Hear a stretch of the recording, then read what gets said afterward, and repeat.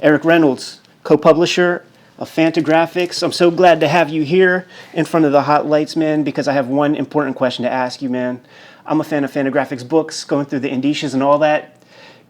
Is Peppy White a real person, or did you guys just make up a fake name to stack the indicias like they did in the old days to pretend like you had a bigger crew than there really is?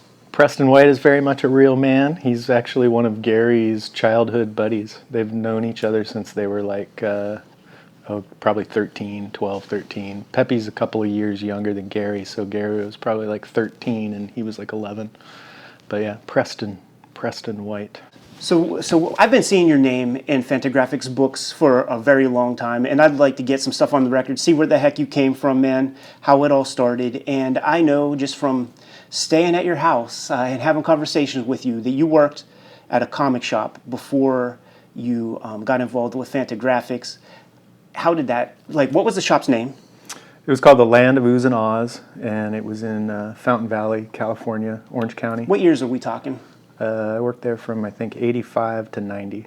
So 86, that's a big year. Maybe 86 was a big year. You were there in the retail capacity during one of the watershed years in comics. Yeah, I mean, I was 15 at the time, so I didn't really appreciate it as much at the time, but yeah. Any big takeaways from that? Did you notice any shift in the culture? You see different kinds of people coming in than you did before? No, not at all. I would say it was the same old. We had our subscribers and a solid customer base, and you got to know everybody pretty well. The culture of comics, when it comes to Fantagraphics, almost everybody we've talked to kind of says the same stuff. I was almost out of comics until ... Love and Rockets, until Lloyd Llewellyn. Do you have one of those come to Jesus moments, man? Yeah, for sure. I mean, I grew up reading, working in a comic shop was great because you just had the time to read everything. So that was a super eye-opener and education for me as a teenager, where, you just read an issue of whatever, Cerebus or Swamp Thing or whatever, and just sort of discover that there were these other things, and then just the Marvel and DC crap that I'd been reading my whole life. And for me, it was pretty typical. It went from Marvel to Alan Moore to basically Yummy Fur and 8-Ball. Lloyd Llewellyn a little bit before that. I was a little bit of a latecomer to Love and Rockets because even by the late 80s, it already felt like it was a daunting thing to dive into, even in 1987 or whatever. So I educated myself on that one later in my time, during that time. But Yummy Fur and 8-Ball are the two that I remember just being exactly what I needed at that time. One more question just about the culture of the shop that you worked at. Was it the kind of place that abided by the big two, or would they get one copy of any independents in hopes that it would be the next Ninja Turtles or something? Well, that's a pretty funny story, because when I started working there, the owner was a guy named John Folse, who was a very, very Christian and conservative man. And I don't know what the hell happened to him, but sometime about a year or two into my working there, he suddenly got a bug up his ass to become a crusader for all of the sins in comics. And he wrote a book called Seduction of the Innocent Revisited that was a play on the Wortham. It was meant to be a sequel to Wortham's book, but it was horrible. I mean, it lacked any. I mean, say what you will about Frederick Wortham, but he was a bona fide psychologist or psychiatrist or whatever it was. This guy was just a suburban guy who had an axe to grind, and he would even do things like in the book. He at the time I was a big fan of the Teen Titans, the Marv Wolfman, George Perez comic, and he would basically stack the deck by showing a picture of Nightwing and Starfire, I think, in bed together, and they'd be in bed together with their covers up over them, And he would reproduce these panels with black bars over them as if they were showing nudity, and say, is this and then post flyers and later put it in his book, like, is this the kind of comics you want your kid to read? And so he was frankly a real asshole to work for. And he ended up getting so disillusioned with comics. I don't know what happened to him. I don't know if he was always that way or what, but he seemed to kind of go a little bit off the, off the deep end as far as his crusade. And so he ended up selling the shop to the then manager, a guy named Bob that's still a friend of mine. And Bob was about, I was like 15 at the time, Bob was like 22, and he bought this comic shop as a pretty young man. And he had a real appetite for getting everything. And so at that point, we made it, the store, I think, changed focus considerably from when John owned it. It was a pretty mainstream store. But yeah, it was fun. It was a good time.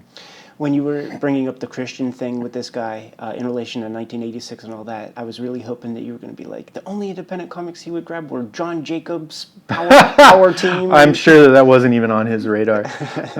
No, in fact, I can't even remember what kind of comics he actually liked, It was weird. He was like a guy who owned a comic shop, and it seemed like he just had it in for comics to the point where he was like, actively writing anti-comics crusades that weren't even representing what was actually in the comics. Is the shop still around, or was it a casualty of the speculator boom or something? It was a casualty of the 90s boom and bust. The Bob who owned it he probably owned it for 6-8 years, I'm guessing, and he ended up selling it. This was after I'd already moved to Seattle. He ended up selling it to Comics Unlimited, which was kind of the big chain in Orange County at the time. They still exist, but that shop has long since closed. I think I first remember seeing your name, like the earliest places I saw your name might be in comics journals. Were you ever an intern to start? And then, okay, so internship, college kid? Yeah, I was a college kid. I wasn't getting credit. I was just a college kid. I was studying journalism and English, and I wanted to be a journalist. That was what I was kind of steering towards in college. And I was the managing editor of the school paper at the University of California at Irvine. I was the managing editor, and editor-in-chief was a good friend of mine named John Ronan, who teaches now at the Tom Hart's School in Gainesville. Oh, yeah. And so John and I both like comics, and I did everything I could to get comics in the paper in terms of reviewing comics or writing about an artist that's coming through town or whatever. Do you remember any of the articles that might have showed up? I remember I wrote a story about the death of Superman and about what a scam it was. And actually, for that story, I just called Fantagraphics on the phone one afternoon. It was actually in the evening, and Gary Groth answered the phone. It was like 8 o'clock at night. I was in the newsroom working this story, and I thought, what's going to seal the deal on this anti, speculator thing? I was like, I'll call that dude from the Comics Journal and get a quote from him. He'll give me some good ink, and he did. He was great. And I think that's probably where the idea in my head sparked that, like, maybe I should actually do something in that direction, because at the time you went to college, if you wanted to be a journalist, you got internships at newspapers. And I was seeing other people who were a little more serious-minded journalists. I was more of like a features writer. And they were all getting gigs at, like, the Riverside Bee covering like prep football or something like that. And that didn't really interest me. At the time, I wanted to work at like Rolling Stone or Mother Jones, or just something. I didn't want to just do a regional kind of newspaper beat. And I didn't really appreciate that you had to pay your dues like that. So one day I went to the comic book store, like at lunch, and I bought an issue of, either 8 Ball or Hate or something like that. And I literally was should have been thinking about like where I was applying to internships, and instead I just thought, like, I wonder if they have internships. And I called Fantagraphics on the phone again, and at the time I talked to Robert Boyd, who was an editor at Fantagraphics, who since has worked in various editorial capacities in comics, and super loosey-goosey. He's like, yeah, sure, come on up. And so I did. I came for a summer and just basically never left. You did, like, so the Death of Superman article, that wasn't even necessarily a portfolio piece to seal the deal, to get some to get in their favor. It was just like, no, oh, yeah, it was come on just out, me dude. like trying to, I just I was just writing about what I was interested in, and I was a total, I'd firmly been drinking the Comics Journal Kool-Aid at that point.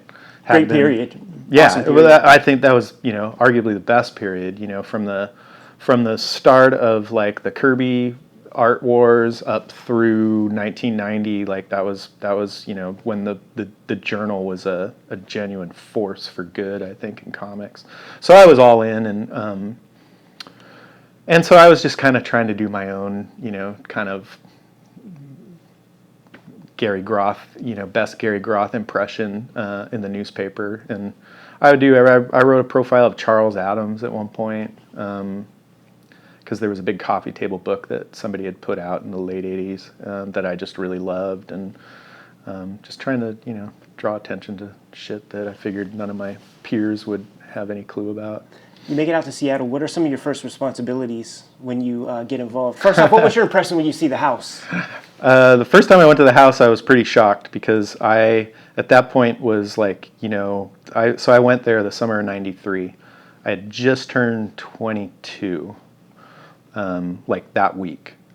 And at that point, I was like fully into alternative music and comics and just culture in general. So I was also like a fan of stuff like that was coming out of Seattle musically, Sub Pop specifically, and Sub Pop cultivated this reputation of the Sub Pop world headquarters. They were always, presenting themselves as larger than life in that way.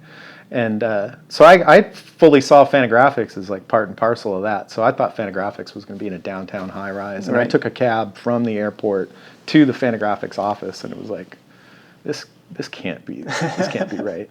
But you see the address enough in magazines and on the website, and just like over the years, you really do get chills when you see that, like 3579 or whatever it is. 7563. Yeah, Well, you're probably like me. Like you probably had like Marvel and DC's address memorized, and like 666 Fifth Avenue. And, it would give me chills. It gave me chills to see just the address sign and to see Lake City Way or whatever the sign was, man, and just like, oh man, we're here. Yeah. And then juxtaposed with the back of 20th Century 8-Ball, the Klaus strip, where it is like the Mr. Moneybags, Gary Groth, and the Fantagraphics world. Exactly. It's very fun. I have that page hanging in my living room. Oh man, now you're showing off. page. I saw a lot of good stuff in your collection, man. If I ever make it out there again, I would love to just like sit with you, just like put some of that stuff down, and like let's chop it up. Let's talk about some of that. But you asked about like some of the first gigs I had, like when I first came to Fantagraphics. So I came as a Comics Journal intern. I was specifically working on the journal, which was still coming out monthly at that point.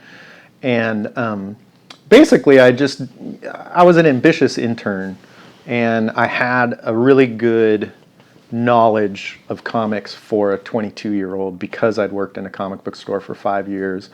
So I think I came with like a little bit of a better skill set than most people in terms of having the comics background and the editorial background from editing a college paper. So I think, I kind of just took to it like a duck to water for the most part, and I think frankly the bar had been pretty low for people with any kind of real professional background, that I was able to just kind of make my claim on the territory a little bit. And so I went through that summer, and I don't remember a lot of what I specifically did that summer in terms of what showed up in the journal, but it was a lot of smaller news pieces and just helping with the magazine in general. There was an issue that was like, it was kind of like an issue devoted to profiling just like the new generation of cartoonists, and it profiled like several dozen, if not even like up to 100 different cartoonists, and like that was something I worked on where like we kind of divvied it up and did all these little profiles on them. And but anyway, I was getting ready to end my internship and go back to California. And I didn't really have an intention of staying in Seattle, but the editor at the time, the news editor, ended up quitting. And they just didn't have anybody. And Gary just said, "Hey, do you want the job?" And so I jumped at it right away. In fact, I did graduate from college, but just by the hair of my chinny chin chin, because I didn't stay for my whole 5th year after one semester. I stayed in Seattle. And the first week I was one of the full-time staff editors of the journal. Kirby died. And I wrote Kirby's obituary for the journal. And that first week on the job, I'm calling up Robert Kanigher and Joe Sinnott and just all these different people that Kirby had worked with that were kind of larger than life personalities to me. Julie Schwartz and people like that. Roy Thomas. I don't even remember who all I spoke to. I remember I talked to Gil Kane and Bern Hogarth and no Stan Lee. No, Stan Lee would not talk to the journal. That was it just wasn't happening. Right. A non-starter. Yeah. So that was exciting and weird, and it just kind of immersed me in the comics journal world in a way that was it was pretty fucking daunting, right? Being tasked with writing Jack Kirby's obituary, as a 22-year-ld. Yeah, I'm sure you couldn't have taken your sweet time on that either. That's that's exactly right. I mean, I eventually burned out on doing the journal because I was writing 40 to 60 pages of copy in the magazine every month. It was a lot. Pretty much the entire news section, and all those issues was me. In the issues that I worked on, and it was just, it was a lot of work. But I was young and full of piss and vinegar. Yeah, that's what being young's about. Put those hours in. I'd spend like 3 weeks just gathering my quotes and interviews and in whatever research I was doing on whatever stories I was writing that week. Do that for 3 weeks, and then the last week would just be a week of staying up all night just writing and then getting that issue out the door on time. Hell week. Yeah. This all would be done in the Fanta house, or you were able to work from home? So you're there in constant presence of Gary and Kim? Oh yeah. Yeah, that was all. And in that point, Gary and I had a pretty tight relationship, and he didn't have a son yet. His son was actually born a year later, and at that point, when you have a kid, it's a game changer. But at that point, I would even it'd be 10 o'clock at night, and I'd have a question, and I'd give him a call, and be I can't make sense of these charts or whatever, and I'd drive up to his house at 11 o'clock at night, and we'd go over them, and go back and stay up the rest of the night writing, and it was definitely an exciting time. It was an exciting time to be in Seattle. It was an exciting time in comics, and I look back on it with good feelings. I'd like to hear about some of the Seattle scene. There's a lot of stuff in my mind associates Fantagraphics and Sub Pop together in many different ways. If it's not a weird poster artwork from this guy or that guy, or I guess even some album art or whatever. And I'm curious, you're the guy I think of the most whenever I think of the tandem of Seattle music and comics. So I actually don't even know the question to ask. I guess the mark would be did you see Nirvana before they were anybody? I saw Nirvana after they were somebody. In fact, one of the first weeks I came to, that first summer I was in Seattle, Larry Reed was working at Fantagraphics, and Charles Burns was in town. And Larry was kind of just showing Charles around. Charles knew Seattle because he was from Seattle, but he still lived in Philadelphia at the time. And Larry was like, "I'm taking Charles to this club, Crocodile Cafe, and there's the secret show going on tonight with this band, Nirvana. Have you heard of them?" And I was like, "Yeah, I'll go." But to answer your question, there was this holy trinity in the alternative scene in Seattle at that time that kept the whole engine running, and it was to my mind anyway, it was the comics, and it was the music, and it was also the alternative weeklies. So you had this bona fide like little cottage industry of stuff that all fed itself. So, you know, the papers were writing about the comics and the music, but they were also hiring illustrators. And Sub Pop was hiring cartoonists to do album covers and posters and whatnot. And so it felt like a small world in that way, in a way that unfortunately doesn't really exist anymore. I still have friends like at Sub Pop, and we even do stuff with them occasionally, but it was really like, they were all necessary for all of us to kind of do what we wanted to do. Makes perfect sense. You know, And you said papers. I know The Stranger. What there was at that point there was The Stranger, The Rocket, and the Seattle Weekly, and The Stranger was the new kid on the block at that point, and The Rocket was kind of the stalwart of the scene. The Stranger didn't really become that until well into the mid '90s, but it was around, and like I said, they were all hiring cartoonists, and even the Weekly, which was kind of like the stodgy old grandpa weekly, right? But even then, like, you know, you had more editorial space in general. The papers were longer. You know, back then every weekly was like, you know, 100 and some pages. You know. Yeah, so in true shoot interview fashion, Jim just popped in the spot, man. Jim, come grab a seat. You can throw some questions Eric's way as well. We were just talking about, he sort of made note of the triumvirate of Seattle culture that sort of propelled that scene to the wider world of being, of course, Sub Pop, the record label. Not just Sub Pop, but the whole music industry. Right, but yeah, the Sub music Pop's scene. the most obvious Yeah. example. Fanta, and of course the free weeklies that would have been out at the time. And you were in a band. Were you in a band at that time with Pete Bagg and? No, I don't think we started playing until like 95 or so.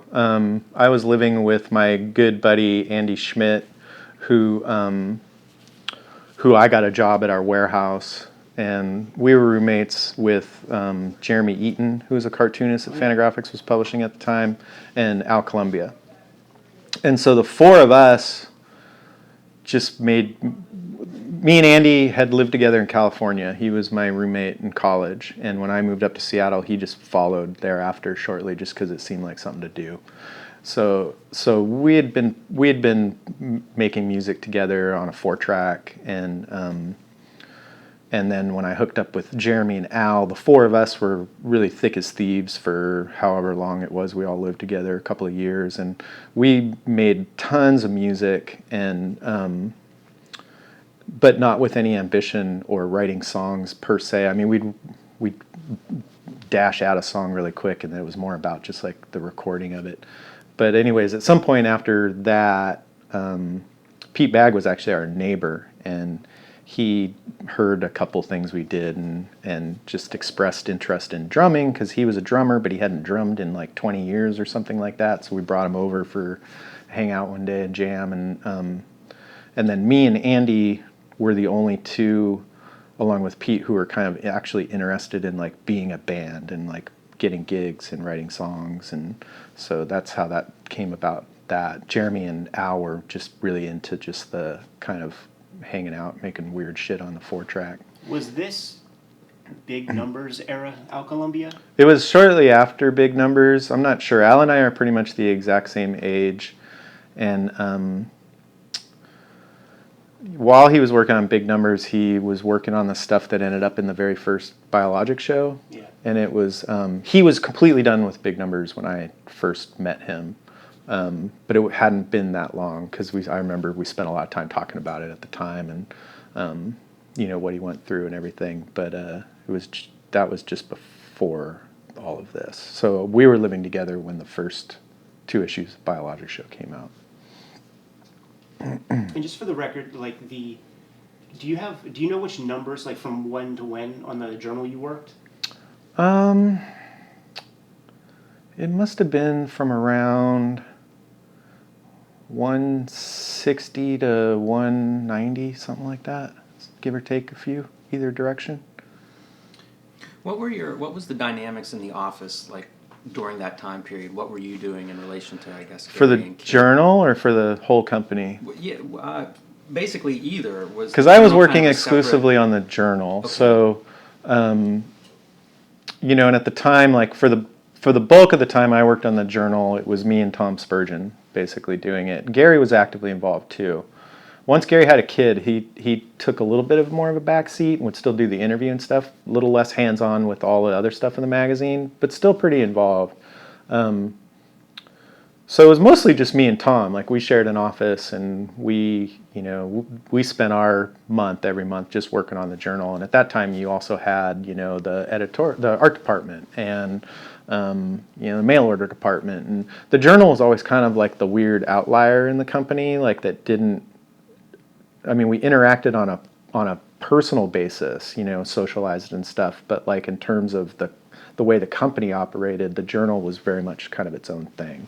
I mean, that part of that was conscious to kind of keep the, there was always the question of the journal's conflict of interest. And as far as it goes, like they actually did make an effort to kind of, keep them apart. No payola? No They payola. didn't hit you up on the side, just No. some original art. You want to tell us again for the camera how you have that page of a 20th century April on your wall? No comment. You're one of my favorite Pete Bag inkers. When does that happen in conjunction with your tenure at the journal? Is that years go by before you start doing some hate ball? I'm terrible. Hate ball. I'm really bad with dates, and like, I've been at, a lot of times you mark your life by like where you lived, and I've like been at the same place for 25 years. It's hard to like break, know like, well, did this happen at this time or that time? Well, but can you remember what the next step is in the Fanta hierarchy after doing like all that stuff at the journal that we just kind of talked about? For me? Yeah, for you.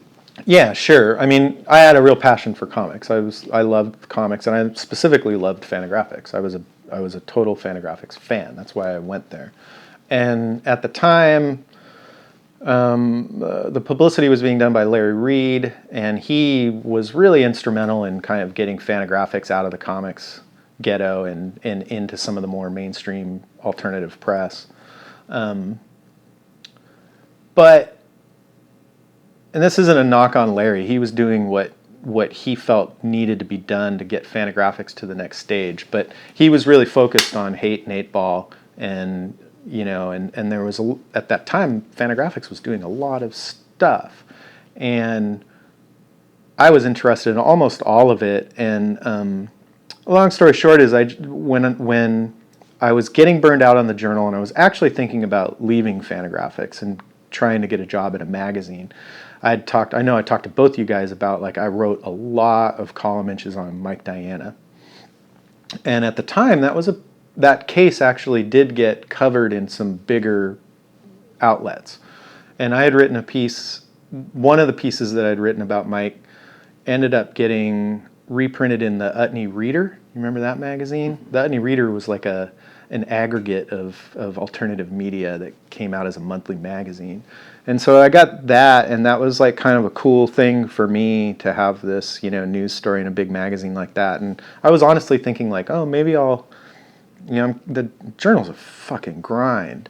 And I was like, maybe I'll, try to get a gig at Mother Jones or Utney. I was thinking about maybe moving to San Francisco because I always wanted to live in San Francisco. I just kind of ended up in Seattle by accident. And but I really was invested in Fantagraphics as a company, and basically Larry left, and there was another woman who was doing publicity for a brief while, and she did a good job, but she didn't have the comics background. She came from the music background. She'd worked at Sub Pop and Empty Records and a couple other places. And I just was like, I know these comics better than any of these people. And so when she left, I just told Gary, like, I can do what they're doing, and I think I can, do a pretty good job at it. And I'm kind of tired of working on the journal, and so it was a pretty weird move to go from like editor of the comics journal to the publicist of the company that's in direct, conflict of interest with the magazine. But it made sense to me completely because I was just I was there I was doing the journal because I had the editorial and journalism background, but I was there for the comics. So it was pretty much just like that. I moved from the journal up to into a different room in the building and just started doing all the publicity and everything for the company. I feel like the early days of comics publicity were very strange. Yeah. You know, when you think of publicity, It was in total other Wild media West or something. Yeah. Were you talking to any like contemporaries from other companies?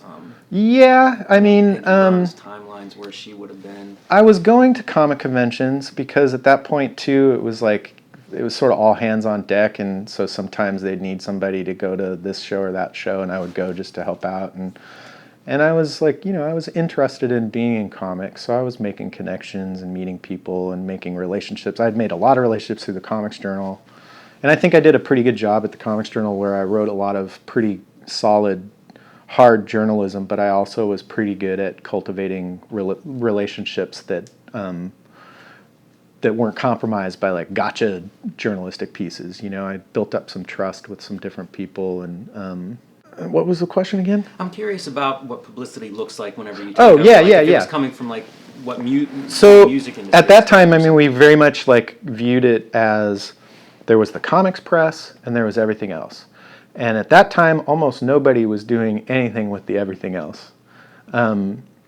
You sent your review copies to the buyer's guide and whatever else was out at the time, and that's where Fantagraphics was very much at the forefront of like, maybe we should send these books to Publishers Weekly. Maybe Booklist would write about them. I met Calvin Reed, who's here at the show today.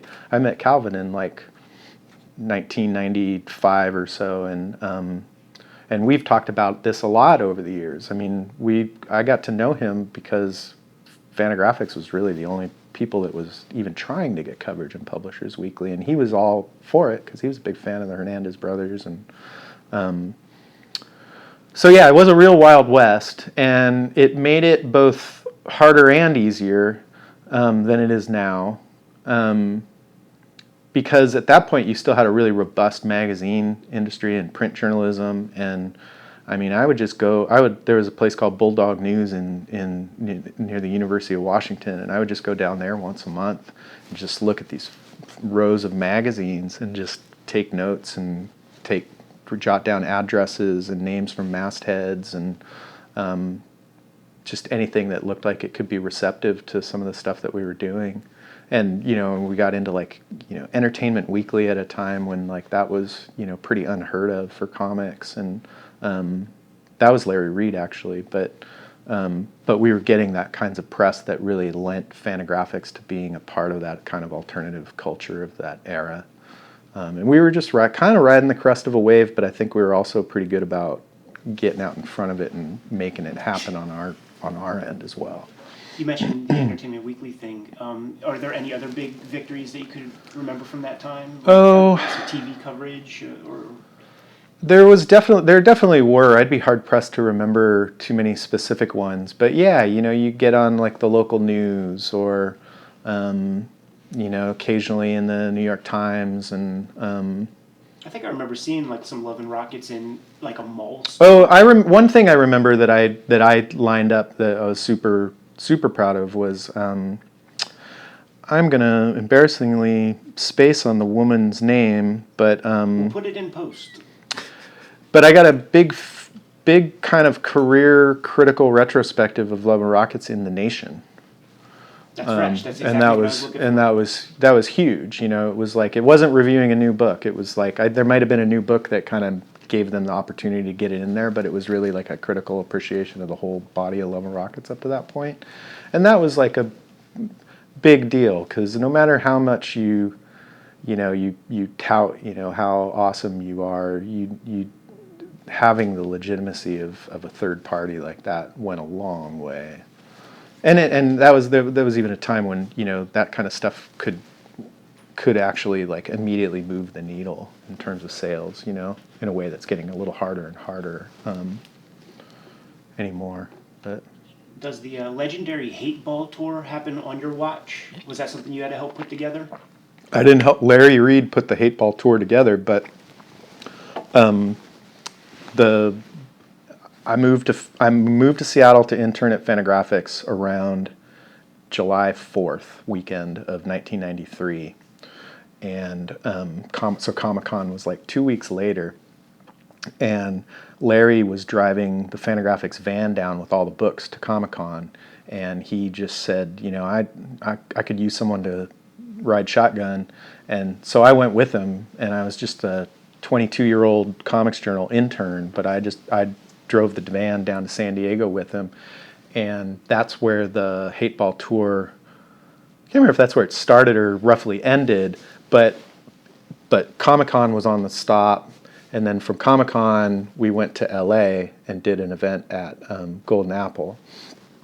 And so Larry and I drove down to Comic-Con, did Comic-Con, and then we drove Pete and Dan up to LA. So I got to ride, I'm 22 years old and riding in the van with these guys up to LA, and it was super fun. It was a super memorable experience. We did the Golden Apple event, was super cool, and I remember I think it was Matt Groening threw a party for them at the Chateau Marmont, and so I was just wild. That's a good internship. It was pretty good. I remember I met a girl at the party that, and we ended up getting kind of loopy, and we actually climbed up to the roof of the Chateau Marmont on one of those, like the I don't know what they call those things, the pointy parts of it, and yeah, just like how the hell did I end up here? See, that's the part that Pete and Dan conveniently leave out whenever they talk about the Hateball tour. About it. Yeah, they're always talking about this being in Athens, Georgia, and sleeping in somebody's. Yeah, totally. No, that was pretty cool. In fact, I remember I met Chris Gore from Film Threat at that party, and at the time, I totally loved that magazine. And that's how I discovered Red's Tube bar tapes, man. From my there you go. Yeah. Yeah. So now, editor, publicist.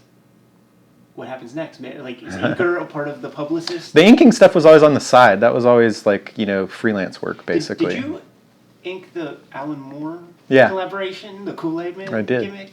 Yeah. Those are valuable pages, man, if you got them. Yeah, I do. Oh, there it is, man. Yeah, that was super cool. Yeah, Pete, I mean, you guys must know that when Pete switched from black and white to color, he hired our buddy Jim Blanchard to do the inks, and Jim was, perfect for the job. And but there got to a point where sometimes Jim couldn't keep up, and so I was like the backup, and yeah, and the Alan Moore thing was just I don't know why I got that one exactly, but I was glad I did. It's a great story. Actually, I do know, because Pete and I Pete went to England on a book tour in 1996 or so, and I can't remember why. I assume like they were going to bring his wife.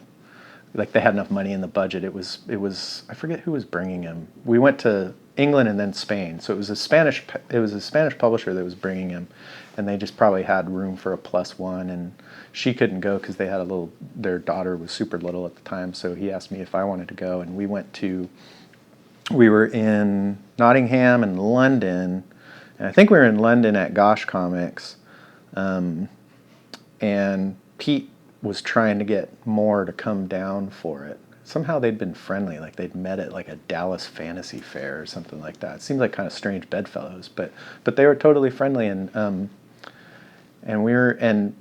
remember being in our hotel room and talking on the phone to him. He long story short, he didn't come down, but we sat I even talked to him, and looking back, I'm like, why did I talk to him? But I did. And I think that's how it came about, where he was like, oh, well, maybe, either Pete said, hey, you should write a story for me, or vice versa, but I think it came about from that. So maybe that's why Pete let me ink it, because we had that London connection. Is becoming like associate publisher next in the career trajectory? Yeah, I think so. I mean, I just started editing more and more stuff just organically. Did you bring some things into the fold? Like, yeah, you have some babies? Yeah, the first thing I did was Dirty Stories, which was like I was surrounded by all this Eros stuff that I wasn't too interested in, aside from certain things here and there, and so that was just sort of my like almost like passive aggressive like way of kind of trying to bridge the gap between Fanta and Eros. So I was trying to get, cartoonists I actually liked, unlike a lot of the Eros stuff, to do that kind of thing. And so it was like, I still think to this day it's the only publication that has the Fanta and Eros logos on the spine. So I did 3 volumes of that, and they actually sold surprisingly well at the time.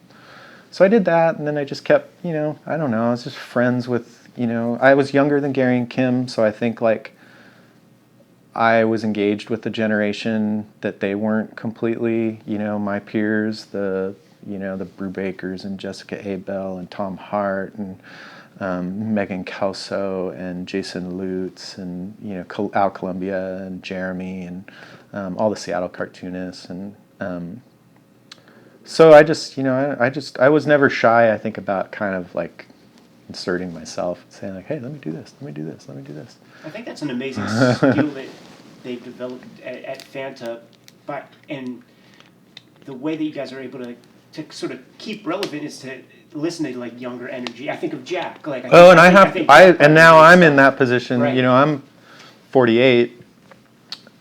Gary must have been, when I started working at Fantagraphics, Gary was probably in his late 30s. So I'm like way older than, those guys seemed older at the time, but like now I'm older than they were. So yeah, you have to do that. I mean, that's like why I started now, because it's just like I need like an excuse to just get out of my comfort zone a little bit, We should talk about some of the new stuff.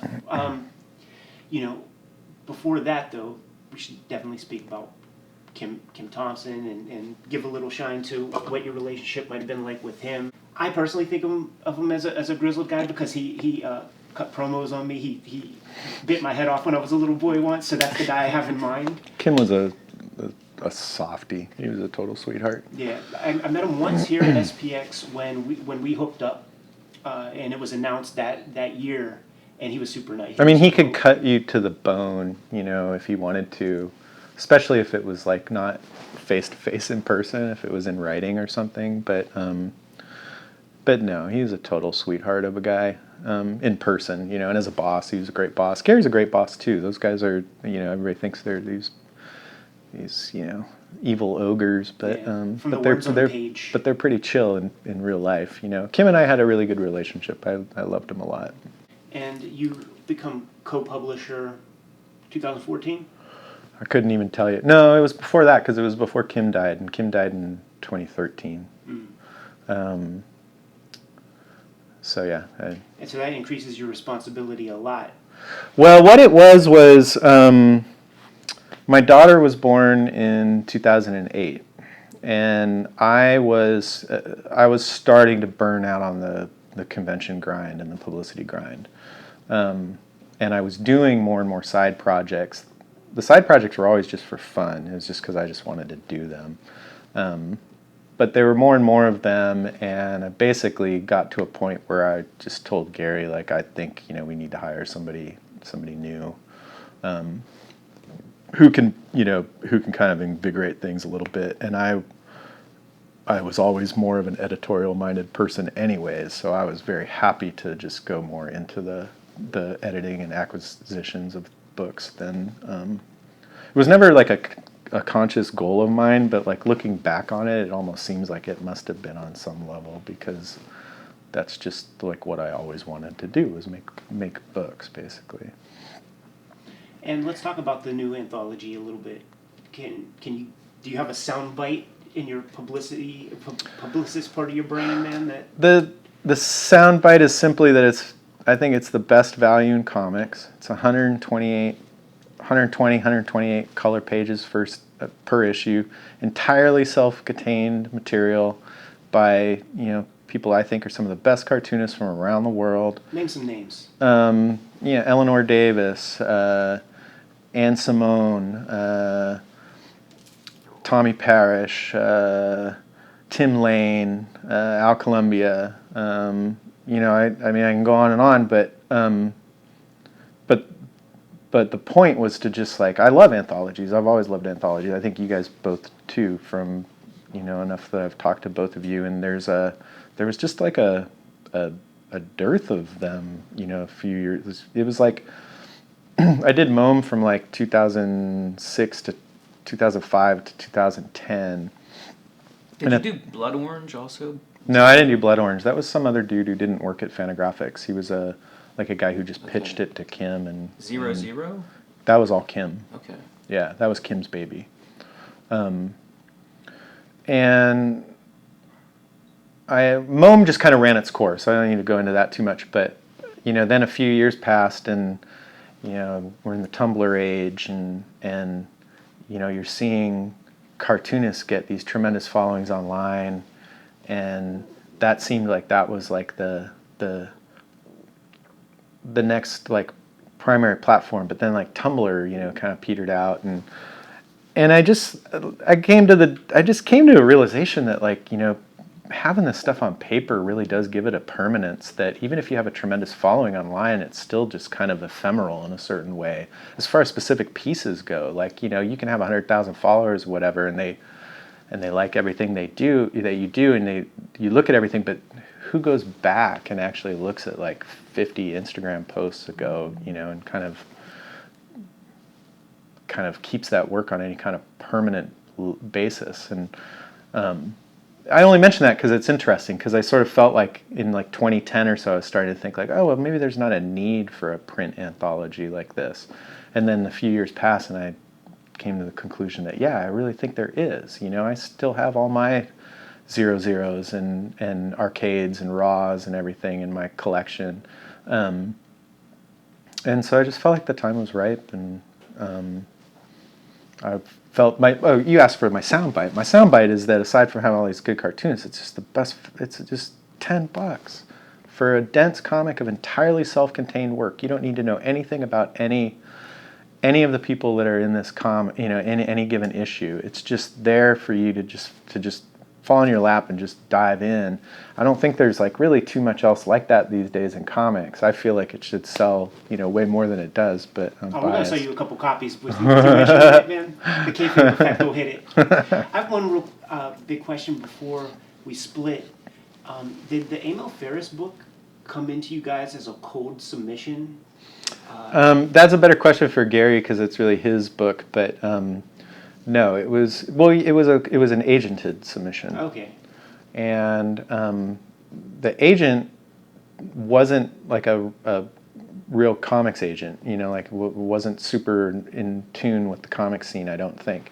And the agent actually sold the book to another non-comics publisher, who I shouldn't name because I'm not sure I'm right about it, but sold it to a New York press that bought the book, and I think they literally just couldn't figure out how to make it work. Like production-wise, they were just lost. And this this dense work. How do you edit this? With all the text and the pictures integrated and everything. And so I don't know if they actually formally if they broke the contract or if the agent got Emil out of the contract. But she did. But somehow that fell apart, and she sent it to Gary. And I remember Gary came in. He's like, "You have to." He had it like printed out as spreads on an 8.5 by 11 sheet, and you know how dense those pages are. So it was like super hard to read. But he like brought this in. He's like, "This is like the best thing I've ever read." He's like, "This is like the." It was so good. It was like almost like this can't be real. It was like Emil Ferris can't be a real name of a real person. Like it's got to be like a pseudonym of somebody who's worked, in cartooning for decades or something. That's a mind-blowing thing. I really thought that. Like I read the first part of it and I told Gary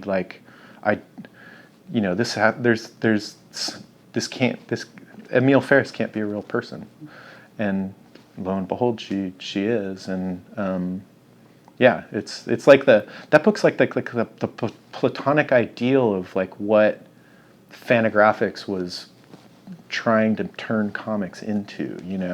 Eric, you have kind of a survey position, like working at Fantagraphics since the early 90s.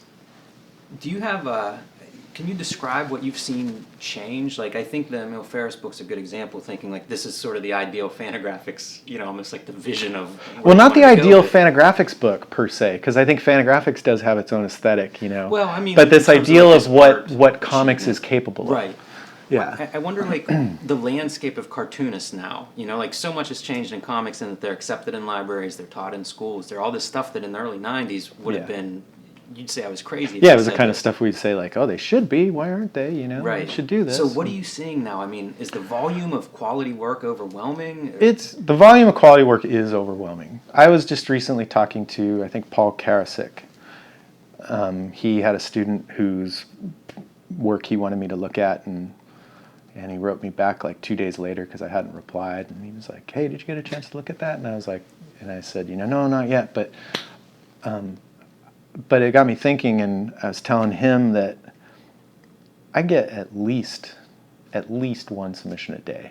So I'm pretty sure like I'm getting like 500 plus submissions a year. And Gary and I talk about how like, your eyes are bigger than your stomach, so you want to make sure you're not leaving any stone unturned.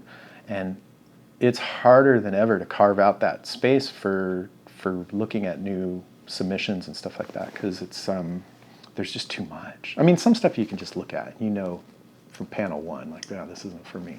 But there's a lot of, well-crafted stuff out there that might be good on a deeper dive, and so that is super hard.